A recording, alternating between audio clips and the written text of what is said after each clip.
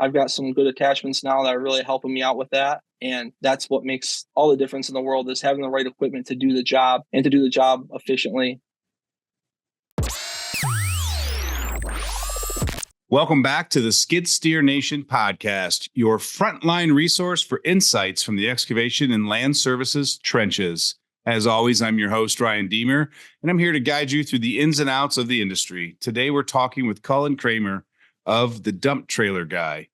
He leapt from engineering in the auto industry to the art of excavation and dirt work in 2022. Before I introduce Cullen to the show, though, I just want to say a quick word about groundbreaking growth. Are you looking to dig deeper into profit? Check out Groundbreaking Growth, our exclusive coaching program tailored for ambitious entrepreneurs in the land service fields. With our BOSS method, build, organize, sell, and scale, we help turn your daily grind into a profitable enterprise. Dive into strategies that work, streamline your operations, and push your business beyond its limits. Visit groundbreakinggrowth.com to schedule your free strategy session today. Also, head over to skidsteernation.com for the finest American-made skid steer attachments. Whether you're smoothing out a driveway or clearing brush, we equip you for success. Explore our site to enhance the efficiencies and elevate your projects. Join us now as we introduce Cullen, and we're going to share his transformative journey from a viral Facebook post to purchasing his first Bobcat. We're going to navigate his early challenges of him crafting his niche in driveways with precision and passion. So, Cullen, welcome to the show. Hey, glad to be here. Yeah. I'm just going to start right at the beginning because I thought it was just such a great story that when you wrote about it. But basically, you were telling me that your wife was pregnant. You guys were looking at daycare. It was going to be $1,000 a month. And you're like, So we expensive. can't afford that. Yeah. Yeah, that's kind of how it started. I had kind of had an idea of starting a business, doing something different. I had a couple friends who had some LLCs, and I kind of always had an idea of it. And I worked on a computer, and I'd watch YouTube on lunch breaks and stuff like that. And I'd always see these ads for, make $10,000 a week with a dumpster business. Or one I watched a lot was a guy called, his channel was Hustle Nation, and he had what he called the Dump Trailer Hustle. And so I started watching a lot of that. And then, my wife got pregnant with our daughter, Kate, and we were looking at daycare, and I was like, wow, this is expensive. What are we going to do? Like, we should probably figure out something else to do. And that's when I think I started watching a lot more of those videos and kind of had some ideas. And we have a wood boiler, and I was like, hey, I could really use a dump trailer for the wood boiler. And that turned into, watching more and more of those, the dump trailer hustle videos. And I said, you know what? I think I could get a dump trailer, do dumpsters on the side, and, potentially material deliveries, that kind of stuff. And that would be, some supplemental income for us for daycare and for whatever we need to do.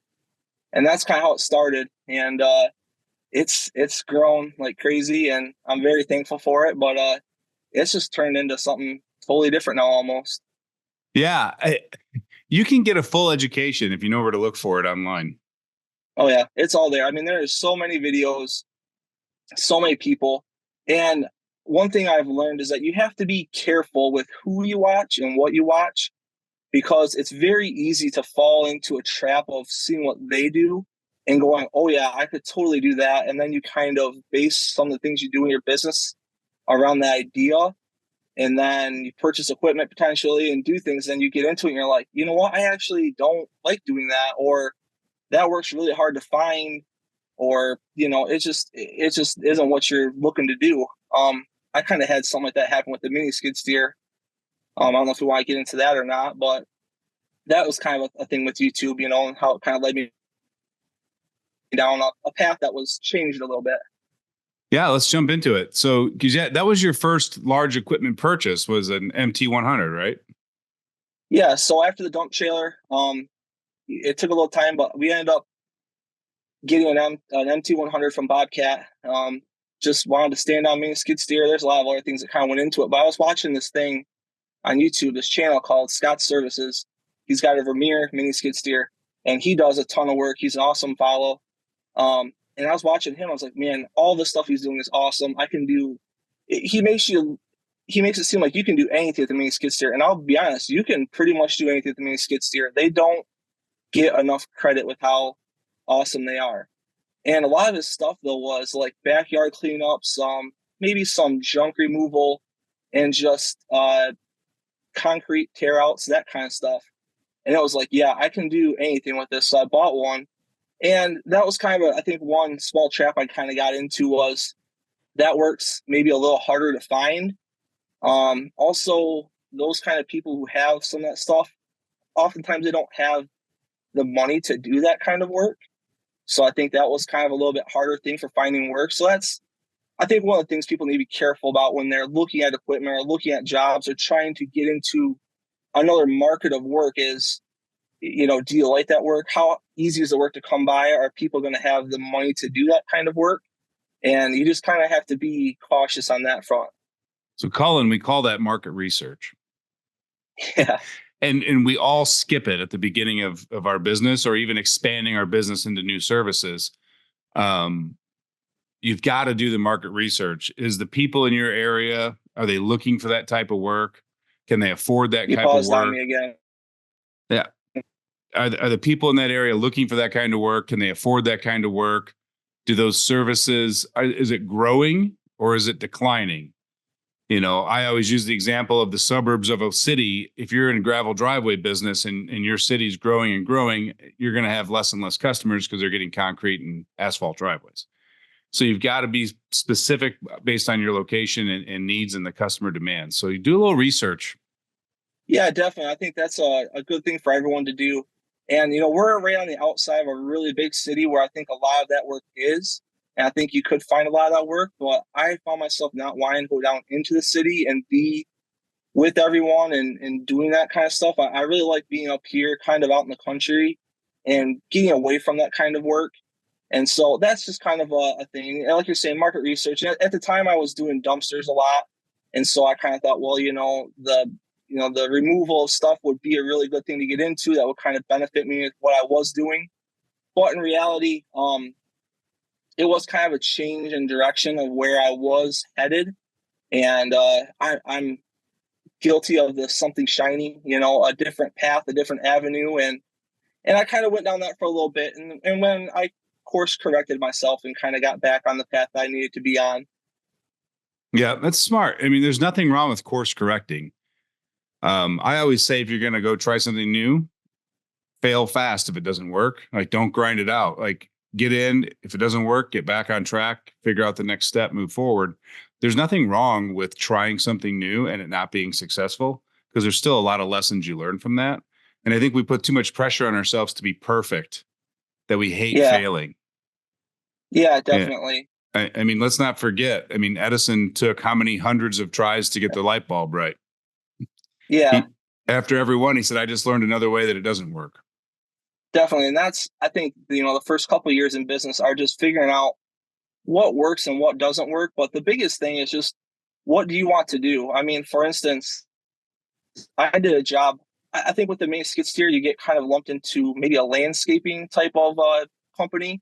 And I did a small project for someone just building a fire pit ring. And it was a great project and whatnot, but it just involved a lot of finishing work, being nice, not getting contamination on the stone and dirt, and just a lot of hand shoveling, a lot of stuff like that. And I learned fast that like I don't like landscaping, or I don't maybe want to do big fancy finished jobs. I don't want to do that kind of stuff. I mean, it's fun, but it's just not what I want to do, and it just wasn't what I was set up to do at the time. And so I see a lot of people who are like, what kind of equipment should I get? What should I get into? And my suggestion is always, you have to find out what you want to do first, because you could go buy a skid steer and realize like, hey, I don't like tracking around everywhere. I'd rather have an excavator where I can just park and just do something simple, back and forth, digging trenches, digging holes, filling dumpster or filling dump trucks, that kind of stuff. So I think that you really have to find out what you like doing first before you can go out and make that commitment to buy that piece of equipment.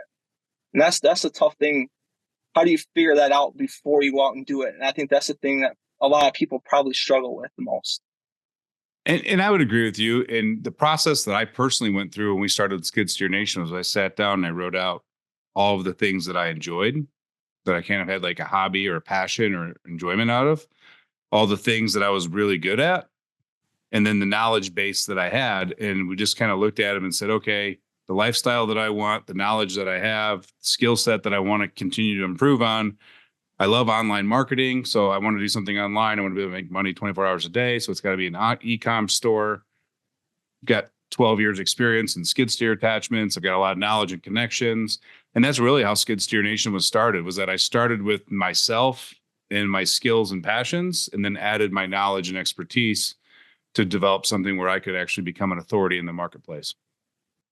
Yeah, I think that's awesome. And I think that's what I think a lot of people do. I mean, I kind of did that. That was kind of how I got started with the dump trailer. Was I knew I liked that kind of stuff. I liked driving. I liked being outside. I liked working with people, and just being able to do that kind of stuff. And that's how I kind of got started on that path. But yeah, I think everyone needs to kind of, as cheesy as it sounds, make the list, figure out what you want to do, what you enjoy, what type of work it is. Do you want to sit in a machine all day, or do you want to run a shovel and a grade rod? Like what do you want to do? And I think a lot of it comes down to is some of these things like the hardscapers and stuff.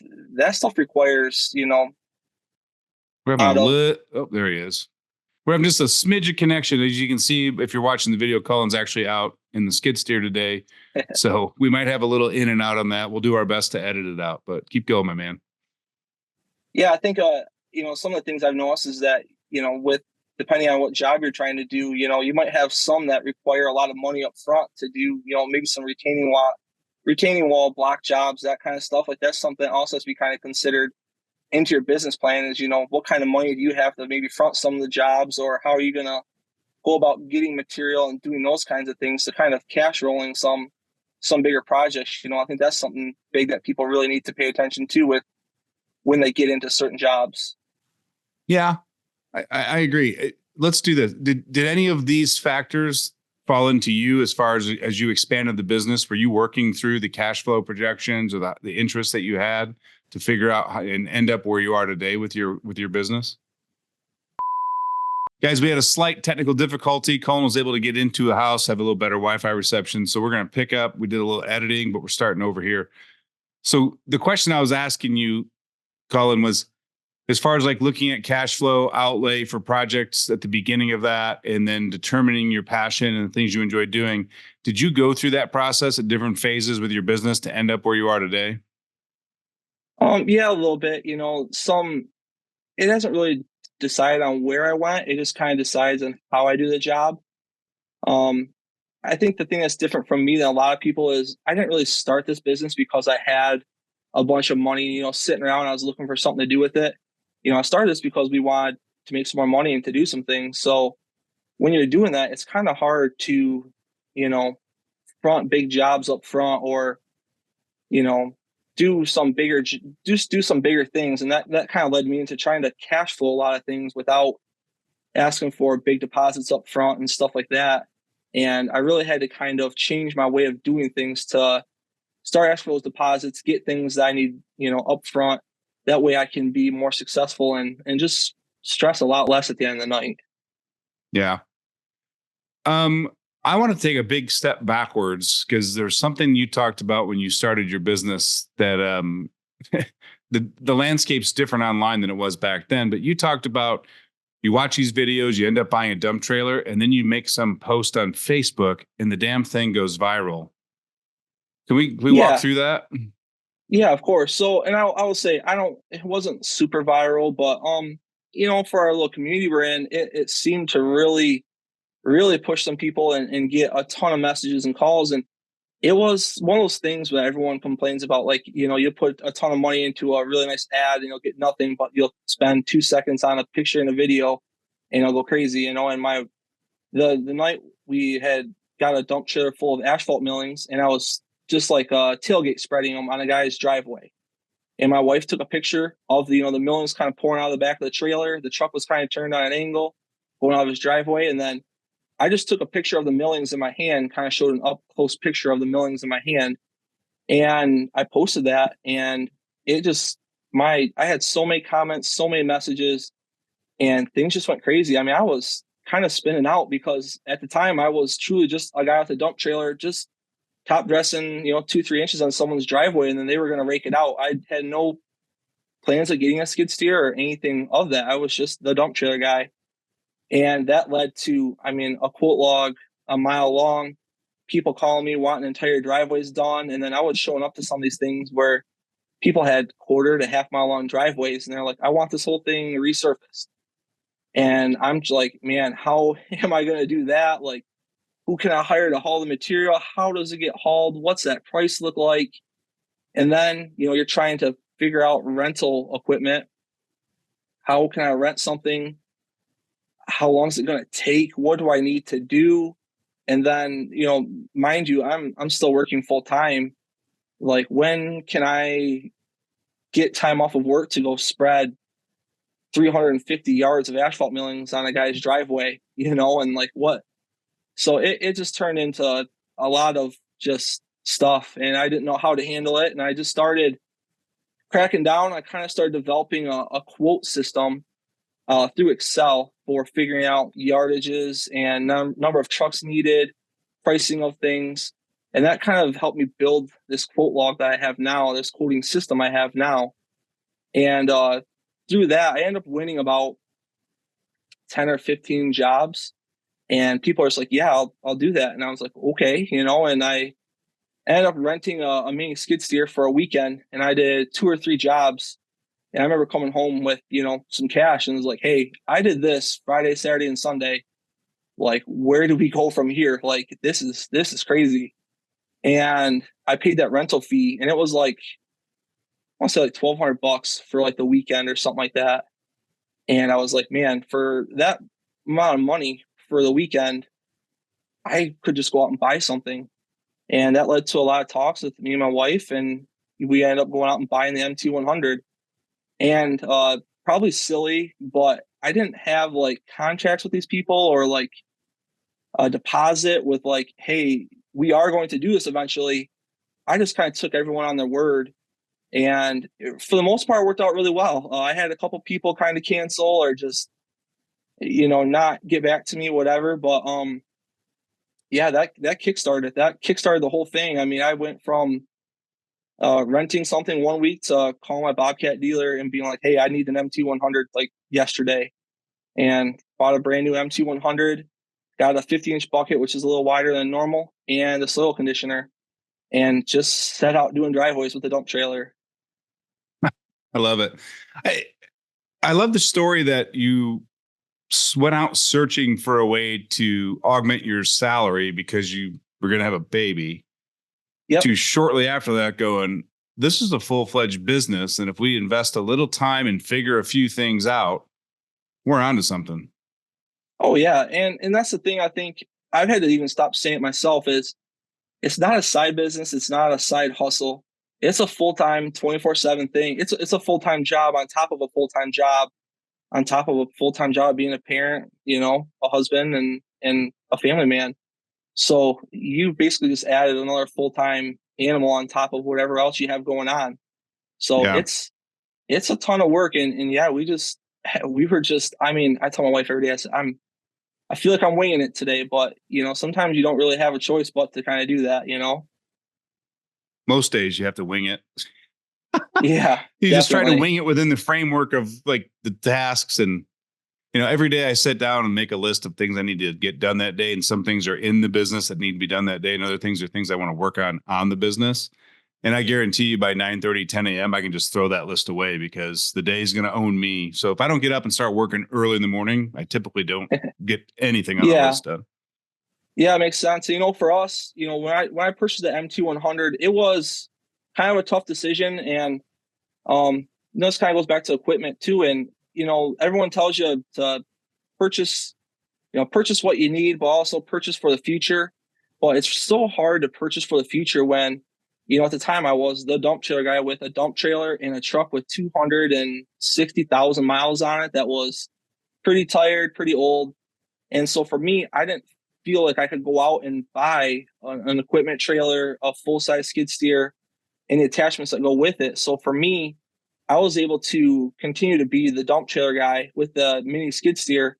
And then what I would do is I would take my bucket and leave it down. Then I put my soil conditioner on top of it, ratchet strap the bucket to the soil conditioner, and drive on and off the trailer one time with that. And I was able to get everywhere I wanted to go and do everything I needed to do with just a dump trailer and not having to have a bunch of extra stuff. But it was difficult because, I didn't know what my future was. And I knew at the time that this is who I am right now and this is what I can do. And we just kind of had to move forward with that at the time. And I think it was a really good move. Um, it was a tough move. I knew I was going to be kind of sacrificing a little by not having, a full size machine, but I think that's kind of one of the harder things I've had to learn is you have to kind of grow with the pace that you're at right now and what you can do right now. You can't always plan so much for the future. I'm a big future planner and I'm always trying to plan out the future and figure things out. That way you're not wasting money, losing money, spending time doing stuff you shouldn't be.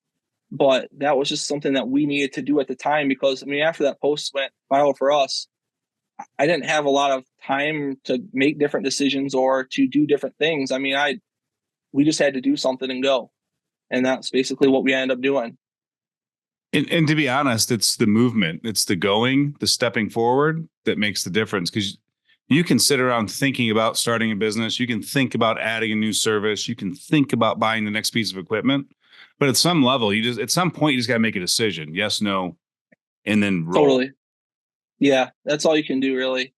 So yeah, so that was basically what we did. Yeah, I called him up and said, "Hey, it's here." Delivered it.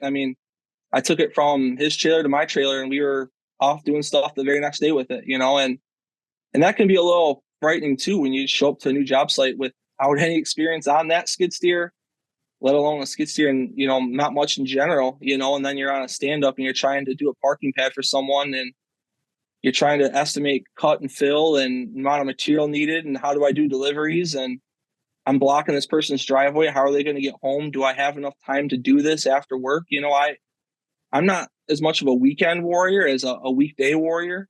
I will get out at 2:30 from work and I'll do work from 2:30 and then till sometimes 9 o'clock at night if it's light out, so that way it kind of leaves me free on the weekends to do what I need to do. So, a lot of my jobs, I have to make sure I can either get them to a good place to leave them overnight or that I can get it done after work and get this person what they need. Yeah.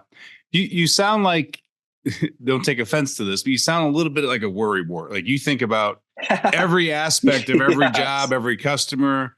Does that overwhelm you? Oh, it overwhelms me just today in general, I worry a lot. I'm always trying to plan things out and, you're trying to grow the business. You're trying to be there for your family. You're trying to make the bills and pay things. And not to mention, this is Michigan and we can't work 24/7 like a lot of people can, so you're trying to get it done in a certain amount of time. But yeah, the worrying definitely gets to you and it will overwhelm you.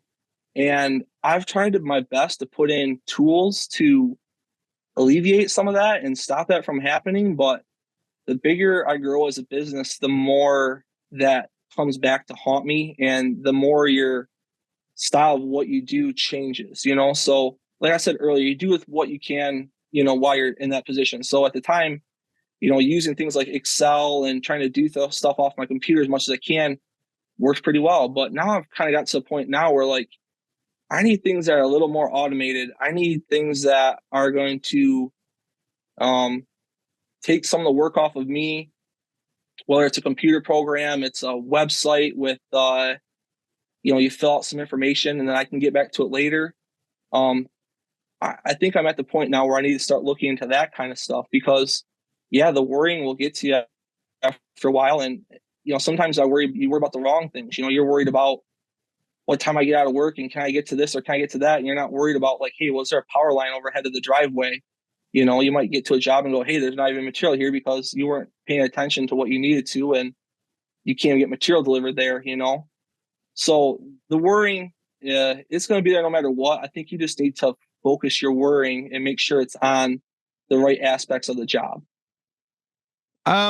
Yes, you're right. And you've got to learn to shift your mindset. At some point, you're like, what am I worrying about? Well, Yeah. how does worrying help me solve the problem? It doesn't. Like, right. But if you can catch yourself and ask yourself those questions, I'm telling you, just acknowledging like, hey, I'm worrying again. It takes half the worry away because you recognize it and you're like, all right, well, how is this going to help me better with this project? Well, it's not. Well, what will make this project better? And then you can start thinking about things instead of worrying, you start planning. Yeah, the planning is where it needs to be. And I would like to develop some check sheets, because I've run into a couple of things lately. Power lines being one of them, with deliveries. I have a lot of people do deliveries for me, gravel pits and things of that nature. And I need to start developing some check sheets that help them do things more efficiently, me be efficient. And then, while I'm there, get these things checked off. That way I'm not having to go back after, the quote or the bid and go, okay, now I know I've already been here once. I need to go back a second time and relook at it and re-game plan it. Just being more efficient with your time when you're there the first time. That way you're not having to go back and redo things a second time. Yeah. And I think checklists is a great way to go. And I think a lot more people need to add those into their business model. Sorry about that. That's our puppy Hazel. But yeah, you got to go back and add more checklists into it. And they can just be high level checklists, right? Like, do I have 15 images of the project? Did I get above, behind and front and side? And then even if you don't have to go back, you can just go through your folder of images and your notes and all of that. But if you have that checklist to remind yourself to make sure that you get all those notes, or you standardize the note taking, you standardize the images, or drone videos. I think a lot of guys are transitioning to using drones because they can go back and review that data and never have to go back to the job to finish the estimates. So, but checklists are huge. Yeah, I think that'd be great. I think something I've got to figure out is, like, how do I want to do that? Do I want to carry around a piece of paper for every single job, or do I want to get, an iPad and have some things on there where I'm walking through, checking things off the list, making notes, taking pictures that go right with it. I think that's where I'm at now, is I need to kind of level up. I kind of look at it as your business grows and levels up, your software you use, your programs you do things with, and the way you quote and bid things needs to also level up. Because if your business is growing, you're taking on bigger jobs, but you're still doing stuff on Microsoft Word and Excel, you probably should make a change. And I think that's kind of where I'm at right now, is I need to make a change to level up my office stuff to the point of where my work is at and my workload. Yeah. And I think if you're out there thinking about this in the same situation as Cullen, like if you're using 5, 6, 7 different softwares, notebooks, whatever, that's your key to say, I don't have to change today, but I should probably be looking at a better system. Definitely. No, I couldn't agree more. And that's where I'm at right now. So you're trying to make those changes, as well as the spring rush is here, trying to do everything else. And that can be difficult, but we're going to get through it, and we're going to make headway of this. Yeah. And Colin, give yourself some grace. Like, if you don't get the changes you want to be made this year, just keep a list of all the things that were frustrating this year, and then don't waste the winter months. Like, yeah, especially Midwest companies, the things that you can do between November and February will literally set you light years apart from your competitors. Because most people just sit around and hang out. Definitely. No, it's so true. And that's something that I've done different in the business, is we actually ended up selling the MT100 at about Christmas time, and ended up going up to a full-size Bobcat T66 skid steer, because I was looking at winter and going, what am I going to do from November until March or April? The winters here haven't been that bad lately. It can all change next winter, but with the rain and the cold, I can't really be out doing driveways and stuff. And that's kind of where I've gotten into more of the brush hogging and light forestry mulching. I'm not going to say, hardcore into it or anything like that, but that stuff I can do when it's raining, it's cold, and the ground isn't great for doing finishing work. Because a lot of what I do is, I say, finishing work that needs proper conditions. And that's why we kind of made the switch, is because, we do have all kinds of time. We have half a year of not the greatest conditions for finishing. So let's spend that time doing something that we can, be productive in. Yeah. And I've heard stories of a lot of contractors that, with the land clearing, that a majority of the customers that you're doing that for, they don't really have a time frame typically. Yeah. So during the middle of the summer, if someone's like, hey, I want you to look at this acre, and you're like, when do you need it done by? They're like, well, just whenever you can fit it in. They'll actually schedule the end part of the season only on land clearing. And that way they can continue to dig in the ground, whatever projects they've got going on during the good months, and then just have have like 2, 3, 4, 5 land clearing jobs set up. So as the weather starts turning and you're not able to work every day, you can still go out and clear property. Yeah, I think that's a great idea. And I think I probably need to implement more of that. I'm more of a first come, first serve kind of thing. And I need to probably start being more upfront. People going, hey, do you need this done in the spring, or can we wait till the fall, or can we wait till the winter to do things, And well, I have noticed that the thing with us is that it does rain a lot. You're out in the woods. The woods is always wet. If it's not a wet woods, it would have been a farm field. So Yeah. that is why it does kind of get hard to do some of that stuff. But I am leaning towards doing a lot more of that in the spring and in the fall here coming up. That way we can focus on more of the finishing stuff during the summer. No, and it's funny because the counterintuitive side of this is when you're a first come, first serve, yes man, that's when you get pulled in 90 directions and you start feeling overwhelmed, you start worrying. When you start dictating how a project goes or how the scheduling goes, I find two things. One, you're calmer, but two, customers actually respect that and like that because it shows that you're in control of your business. Definitely. No, I think that's a good thing. It's not letting them kind of dictate when things get done. I've had a few of those lately where it's like, hey, it's spring, it's time to go grass. But you get there and the project's too wet, or it's a lot of clay and it's just nasty, or it's just not a good time to do it. And your work isn't going to show that. When you're done, you're not going to be as proud of it, or it's not going to be as good as it could have been if you would have let, your time, if you could have ran it your way and done it when you wanted to. So I think that's a big thing that people need to look at, myself included, of just, Yeah. don't let them run it. Yeah. And Cullen, the easiest way to do that is from the very first phone call to the first meeting is that you just explain your process. Yeah. Part one is you need to have a process. So go back and write out what that process looks like. But like for land clearing, you could, meet them, explain to them that you need to do a property walk with the property owner, flag any trees that stay, have a full Oh, yeah. understanding of the next project of this and that. And like that's phase one of the project is the walkthrough, then you give them the estimate and then you dictate when the work will be done or a completion date. And when you start telling people exactly how you like to do the project, they start agreeing with you and will do it your way. I see Yeah, it time and time definitely. again. And that's what we do a lot of times. I do a lot of, kind of budgetary quoting over the phone.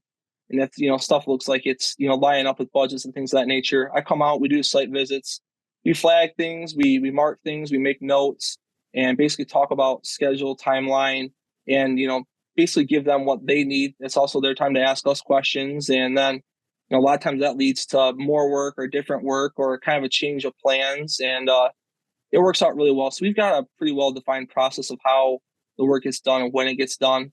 It just, with the weather, sometimes it just kind of can make some changes and things. So just add the step of explaining that process to the customer at the beginning of the journey. Yep. Oh yeah, definitely. And it'll just give you more confidence in you as an owner of the projects that you do. And they actually have more confidence in you because like a guy with a process and a plan obviously has done it before. Oh yeah. Yeah, definitely. And that's the big thing. You gotta show me how that process, that plan, and it makes things a lot easier. Mm-hmm. I want to go backwards and talk about this Excel template that you made for driveways, because one of the biggest things I hear from people in the industry, especially if you're not doing million plus a year and bringing in all those outside softwares, is that everything takes forever. Every estimate takes an hour. And you went out and found a way to kind of streamline that process that works for you. What other areas of your business, other than that Excel template, that you look for to streamline, automate, delegate, or eliminate? That's our biggest one right now is the quoting and probably answering on messages and getting back with people. That's probably some of my next places to go as far as streamlining goes. I was actually just kind of talking to a friend about that today as far as streamlining that side of things. But the quote is definitely where I think the biggest streamlining can be done. Like I said, I've done it through Excel and I've got it to where, as I'm on the phone with you, I'm asking for an address. While you're telling me your address, while you're telling me what's wrong with the driveway, I've already got the address in Google. I'm measuring the distance through Google Maps. And then I've already got the sheet open. I put in the length of driveway, the width of driveway. That tells me how many square yards it is. It's already automatically set up to do, let's say 4 inches of top coat. And then that spits me out a number down at the bottom that's rounded up to the next 10 yards. of 10 yards per truck, and they'll tell me, hey, you need 4 trucks. And Yeah. then I go over to the next tab over, it's already set up for asphalt millings, and everything's already auto filled in with the price and everything down at the bottom. Everything changes per the amount of truck, the where it's coming from, what pit, how many yards, and how much time it takes, per 10 yards to be delivered and to be spread and graded. So generally over the phone, I can give you an estimate within the first 2 minutes of being on the phone with you. That way we don't have to have this awkward, like, hey, this is what I want to have done. And then I say, okay, well, I'll send that estimate over later. I just do it right up front with them. And I'm like, hey, you know what? It's going to be 30 yards. This is the price for 30 yards. I'm going to grade it. I'm going to compact it. And then you're going to have a beautiful driveway when I'm done. And this is the price for that. And that's how I've streamlined my quoting process. How do customers respond to that? I think it goes both ways. It's hard to tell if it's good or bad. I think sometimes customers are just looking to get a price because they're just curious, and I think they're going to say no regardless. But also, I get a lot of people are like, okay, yep, sounds good. You know what? Send that over to me in an email, and I'll talk it over with my significant other, and I'll get back with you. And Yep. I think it actually works out pretty good. It's actually worked out a lot better with like the driveway gradings and the smaller price stuff. If I can have a phone conversation with you and I can talk about it, I can get a yes pretty well just over the phone. Now, like today, I sent out a lot of quotes through text messages and emails, and I haven't heard back much today because they have to find time now to look at it, go over it, and then do I want to do this? Do I not? And then get back to me. And I found it, if I can get on a phone call with someone, I think that's the real key to things right there. Yeah. And we've been talking a lot, and I just feel like there's so many guys out there that will go do a site visit. And I'm not talking about your competitors, because Yep. everyone listening to this is like trying to improve their business. The guys that are just like living their life, going about it, they all go out, they'll do a site visit and say, yeah, I'll send you a quote. 2 days pass, 3 days pass, a week passes. Oh yeah, I got to send that quote to that guy. Where I'm like, man, if you can have a guaranteed 24-hour turnaround time on estimates, I think you could close substantially more work Oh yeah. just out Guaranteed. of the level of professionalism and respect and and trust. Like, oh, he said he was going to do this and he did it. Well, then I know he's going to do what he says it's on it. Yep. And it's finding systems, whether it be an Excel spreadsheet or using a software like Jobber or Joist, or building out templates for things. Time blocking 30 minutes every morning before the rest of the family wakes up. Finding some way to get those estimates out in a fast, timely manner, I think, is a quick, easy way to generate more revenue.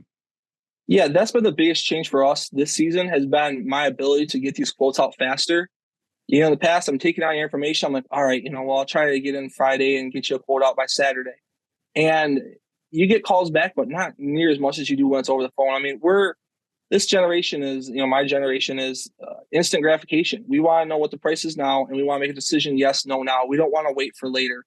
And so I've just learned that if I have standard quotes set up on my phone, and I can do all this stuff from my phone, from a computer, anywhere, it's a Google Sheets, it's not even Excel.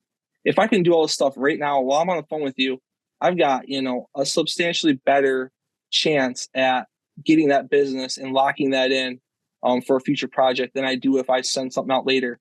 It's been a massive game changer for us and just boosting our efficiency. And then, I've used that time while I'm on the phone, and sometimes I'll tell people, hey, can you hang on 2 minutes? I'll get that price for you. I'm listening. I'm paying attention to what they need. And I just take that 1 to 2 minutes at the end, and I'm able to get them what they need.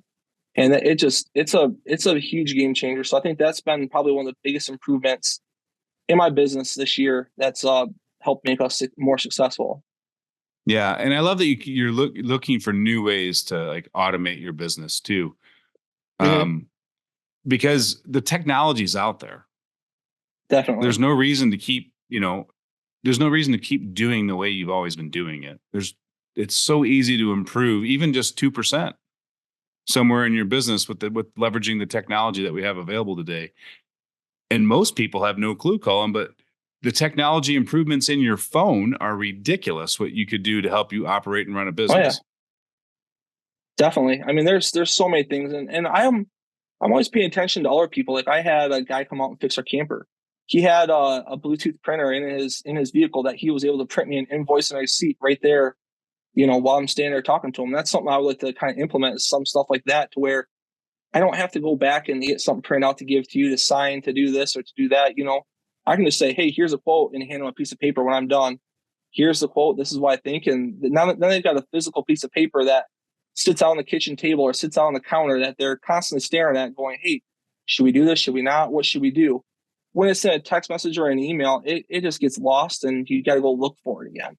Yeah. So like, that's something I want to do. And I try to take notes of how other people, even other services, do their quoting and estimating, and then I can adapt, my way of doing things like that. Yeah. There is absolutely almost nothing that we do from a business standpoint on the back end that's modeled after anyone else selling construction equipment or doing construction services. Like a majority of the stuff I've brought in and implemented into our business came from other industries, whether it be advertising agencies, marketing agencies, different e-com stores, but very little of it for that same reason, because I believe there's so much to learn outside of the excavation and construction industry that we can bring into it. Yeah. And I love learning. So I'm always trying to learn new ways, new techniques, different ways of doing things. And I'm all about efficiency, being as fast as I can, and just being, putting out good work, being fast at it, and just being prompt and available to do things. And I think if you can focus on that with your business, you're going to get your customers what they need. They're going to be happy, you're happy, and then you're able to spend that much more time doing other things in your business or being home with your family. And that's Yeah. kind of my goal with this. Yeah. And that's got to be it. And like you talk about, one of the struggles you have is, because you brought this business on as supplemental income to an already, because you're in engineering, working on robotics Yep. for automotive industry. Yep. So you've got that during the day, you've got this in the evenings and weekends, and then you've got a young daughter and a family at home too. So you were talking about the complexity of managing all three of those. Where areas of your life, or what tips or tricks do you have for managing all of that? Kind of like we just talked about the quoting, and you talk about with the worrying too. If I can send that quote out as fast as I get it, the worry's gone. When you have that quote sitting in your quote log going, I need to do this, I need to send the email, I need to do that, that's when the worrying happens, and when you're at home, but you're not at home because you're thinking about other things. So that's, kind of where I've helped manage that and done things like that. And then, as far as other places I've kind of done it would be, like I said, doing the work during the week. If you're not getting home from your job at, most people don't get home till 5 o'clock. Well, when the kid goes to bed at 8 o'clock, you only had 3 hours. Well, I'll spend that 3 hours working and doing things. That way I can be there all Saturday and all Sunday at home with the family doing those things. So I try to focus a lot of my work during the week versus being the weekend warrior. I try to do it during the week. And that's also just kind of how it has to be with deliveries. The gravel pit isn't open on Saturday and Sunday. So instead of trying to do things myself and trying to figure out how I'm going to make deliveries and do that stuff, hiring it out, don't be afraid to hire out that work, to be able to hire out that delivery, to hire out the maintenance done on something. That way you can, spend time doing what you need to do. And that's where I've noticed a big improvement, in my home life, is doing some of that kind of stuff. Yeah. What's your vision for the dump trailer guy? Like, do you see yourself ever going full time with this and leaving engineering? Oh yeah. Vision, man, it changes every day. But no, my vision from the beginning has been, I would like to take this full time. Now, I'm not one who wants to have a bunch of employees, nothing like that. There's a YouTube channel I watch all the time, Dirt Perfect. It's him and his buddy, and they do awesome projects. They have a lot of fun and they enjoy it. And quite honestly, that's how I'd like to have this. Maybe a background person or two, maybe answering some phones, doing some quoting. But just me and someone else going to jobs, someone to help do the little things, or maybe, run a piece of equipment for me from one job to the next, or maybe someone to run the truck to the gravel pit and back. But I want to be the one doing the work. I'm not like some other people who just want to grow the business crazy, just be the one who does the quoting, the estimating, and running it. I want to be the person doing the work. I like running the machines. I don't mind answering the phone, talking to people, and just being that person. And I don't want to grow this to the point of where I can no longer be that person. I want to be I want to be the person in the skid steer cutting grade on the driveway and mulching trees and just doing the fun stuff. Like that's the fun stuff to me. Um, Doing the paperwork and just going crazy with that kind of stuff, it's not as much fun. And that's, where I want to focus on is being able to grow this, but also being the person that's still able to run the machines and have the fun. Yeah. So and Cullen, success is determined by the level of your vision and dream. So if that's your version of success, go chase it. Don't let anyone tell you yeah, you need to be 10 people deep or you need to expand into these services. That's their dream and vision, not yours. and I'm in a profession right now in my day job where they might do a $10 million job with tons of people, tons of outsourcing and all kinds of just craziness, lots of meetings and stress. And they get done with the job and they're like, hey, we might have broke even on this. We might not have broke even on this. And it's like, you could do so much of a smaller job with such less stress, less outsourcing, less people, and you could still maybe break even. And you're getting the same result regardless. You know what I mean? So why go through all the headache of trying to build just a crazy empire with so many people, so many employees, and so much overhead? Keep the overhead small, keep your employees minimal, and just enjoy life. Like, this is what I want to do. This is what makes me happy. Don't grow it to the point where you're not happy. Yeah. And again, if your vision and your goal of happiness is to have 50 employees, go chase it. There's no wrong answer to success. That's what, yeah. Oh yeah. So it's different for everyone. And that's just different for everyone. That's just my thought behind it, Yeah. But it's important. It's important to know what you want out of your business, because otherwise the other thing that you can happen is you can start comparing yourself to other business owners. Yeah. And the worst thing you can do is compare yourself to other people, because then you start looking at their business from an outside view, not even an internal view, the size of the team, the projects they're doing. You're like, God, I suck. Yeah. Oh yeah, definitely can. And that it's definitely happened. And that can happen from, social media in general, YouTube, just seeing other people post other things. I mean, you really have to just focus on you and what you're doing and where you want to go.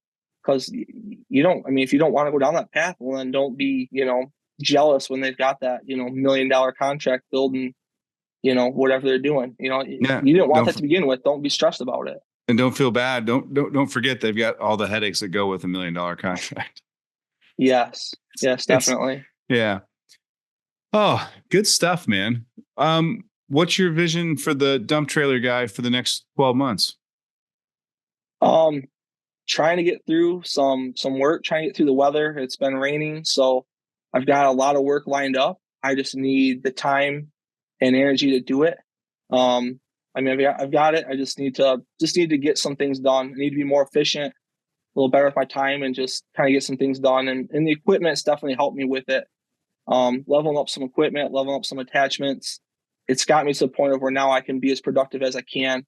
For the next 12 months, really, it's just going to be me trying to grow this into something that's more of a word of mouth, previous customers, that kind of thing that you hear about from the more established people, instead of the Facebook posts, the paid ads, that kind of stuff. Try to get away from that stuff as much as I can, to where I want people to call me because they want work done, not call me because they saw an ad and they're like, hey, that'd be really cool if I had, an asphalt milling driveway, or if I had the pool filled in. Or I want people to call me because I have the money, I'm ready to do the work, let's do it. And I think it's what I want to do this summer, is I want to be able to grow into that kind of operation. You have to, not that I want to stop advertising. That. Yeah, you definitely do. Not that I want to stop advertising. That's not what I'm trying to say at all. But get away from the people who are the hey, that looks really nice. Maybe that's something we want. Get more to the people who actually want it and actually are ready for it. Yeah. Yeah, I think the best way to do that is to have a really good referral program, have a post-customer communication marketing process, whether it be handwritten notes, emails, text messages, not always selling either. Yeah, definitely. And, and then building a network, whether it be with realtors, insurance agent, contractors, gravel quarries, you name it. I think those are the biggest things that I would focus on if I was trying to grow more of a word of mouth business and be less reliant on new leads. Yeah, and that's what I'm looking to do here over the next 12 months is be less reliant in the new leads, work with some previous customers, and just kind of grow the community, relationship that I have with people now, and just be more of that. I'm not in a community where I grew up. I'm in an hour and a half away, so I don't have the family network. I don't have the friends network. We're pretty all alone out here, starting on our own. So that's really different from me compared to I think some other people. Um, so I'm really trying to grow this thing from the absolute ground up. And that's what I think kind of sets me apart from some of the other people who have, started something, who have a big network of people. So I'm trying to grow my network right now as much as I can. Yeah. Get out of your house, go meet people in every aspect of the town and help them solve their problems. Don't sell your services and you'll watch your network boom. Yeah. And I've learned a lot from you, and my wife has said this too, about the niche thing. Like you preach it all the time, and she preached it to me too. When I started, I just wanted to do, hey, you have this, or you need a pool filled, or you want, something done here. Like, yeah, I'll do everything. I wanted to do everything. But you really preach the niche thing. And that's why I got into driveways. And I really enjoy that now. I was very concerned that I'd be giving up work, or I wouldn't be getting the work that I wanted to. But honestly, niching down has been like probably the best thing I've done. And I get into some jobs that aren't in my niche, and I'm like, man, like I miss my niche because it's simple, it's easy, and you have it figured out. And that's the way you can be the most productive in your business, in your field, is having a niche and just exploring every piece of that niche and getting everything as efficient as you can. That way, it's just a no-brainer anymore. Yeah. You've got it all figured out. And don't pick the services because it's simple and easy when you're niching down, because if Yeah. you do Oh, yeah. something enough over and over again, it becomes simple and easy. Yes, I definitely. remember I watched this video, I think it was on TikTok when I was checking out our channel, but it was basically this guy live streams himself breaking down transmissions for rebuilds. I know what you're talking about. He had a transmission broke down, segmented out on the table in like 3 minutes. Yep. I'm like, that would have taken me 2 hours. But again, he does how many of those a day? And so every time you do something, you get better, more proficient, quicker at it. So I always say the niche will become simple and easy if you stick with it long enough. Yeah, and it definitely will. And that will definitely help you be efficient in your time, and, give you more time to explore other avenues of the business, or, work on equipment, Yeah. or just do anything that you need to with the business in general. Is, get that Yeah. niche, figure out what it is, and be as efficient as you can at it. But But I definitely think there's so much truth in that. But the more complex the problem is, the more you can charge too. So you cutting in and building a roadway or a driveway through a 1 acre, slightly wooded lot versus on the side of a hillside to a tiny, like the price difference is different because half the guys don't want to touch the one on the hillside. Yeah. So like segmenting down, finding that niche, solve the biggest problem you can solve for people that you can do repetitively, and then you can really increase your revenues. Definitely. No, I totally agree. And that's been something that's really helped us a ton. And I really enjoyed doing the driveways. And that's like what I was saying earlier, like the landscaping. Like I don't really enjoy the landscaping, but I do enjoy driveways. I do enjoy running the equipment. And I really do enjoy that. I've got some good attachments now that are really helping me out with that.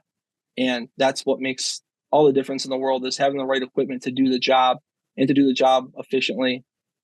Yeah, you can dig a hole with a spoon, be there for a while, get the right tools for the jobs that you do. I'm a firm believer in that.